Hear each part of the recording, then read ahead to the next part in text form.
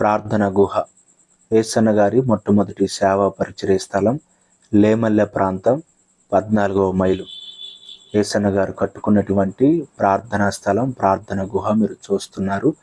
ఆయన ప్రతి విషయంలో దేవుని మీద ఆధారపడి మరి దేవుని సన్నిధిలో గడిపినటువంటి ప్రార్థనా స్థలం. నీతి అను నా దక్షిణాస్తముతో నిన్ను ఆదుకొందును. మనం ప్రార్థన గుహ లోపలికి వెళ్ళేటప్పుడు ఆ వాగ్దానం మనకు కనపడతా ఉంది.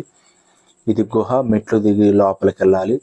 యేసన్న గారు ప్రతి విషయంలో ఎక్కువగా వ్యక్తిగతంగా మరి గడిపినటువంటి, ప్రార్థన చేసుకున్నటువంటి ప్రార్థనా స్థలం.